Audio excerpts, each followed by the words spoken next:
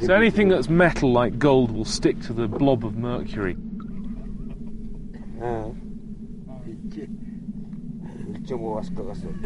He's handling it without any protection on his hands.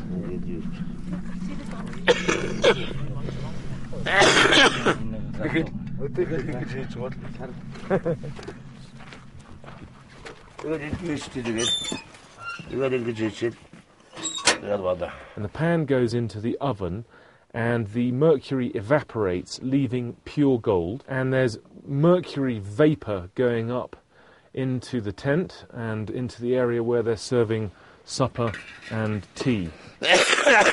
Why are you doing it by hand? You know that it's poisonous, it's quite dangerous for you.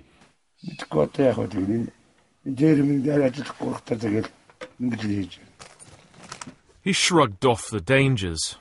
It used to be a functioning mill, but the ninja miners are illegal and the government came along and shut it down. And that's why he has to handle the mercury, because he's now doing it on a much smaller scale. There are over 100,000 ninjas, and traditionally the land they mine is communally owned. But now the government is evicting them and selling off concessions to big companies. We've been driving through this pristine steppe landscape, and we know that we've arrived in a mining area because there's piles of rubbish, shacks, slag heaps, general pollution, and we're looking for a big Mongolian company that has allowed us access.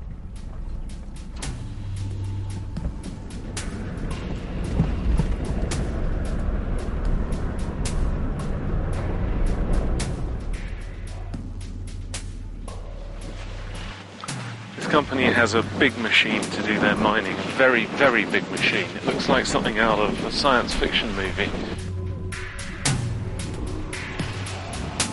No.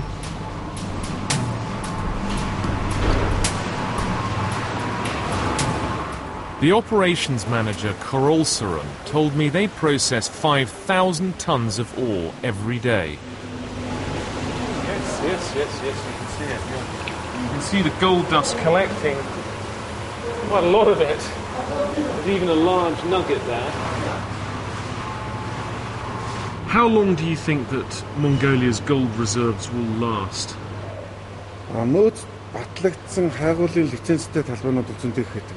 He says that just in this district there are 15 or 16 companies operating, all getting gold licenses. They're obviously at the start of the process of extracting vast reserves which exist in Mongolia, and not only of gold but other metals like copper. And so Mongolia is in the beginning of what is a massive gold rush, tapping into one of the largest reserves in the world. After night fell and a bright moon rose over the Gobi, we discovered miners were working around the clock. So this is the ninja mining site at night.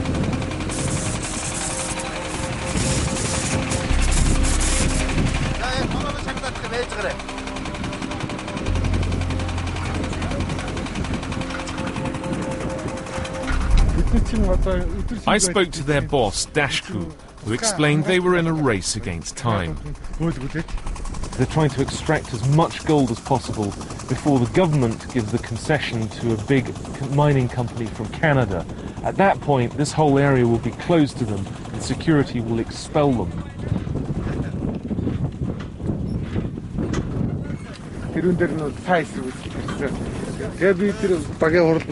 He told me that tensions were running high.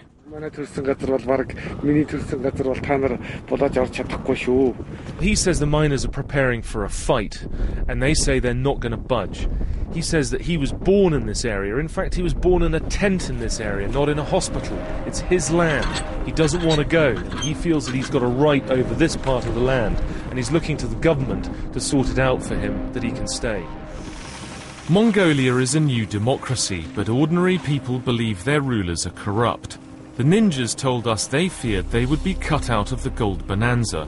They believe that instead, politicians and foreigners will end up hogging the profits.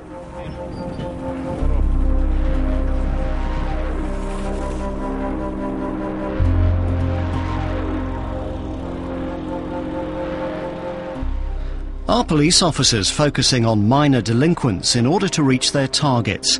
A new series of The Insider investigates next Friday at 7:30. Well, next on 4, we journey to Crete for a place in the sun.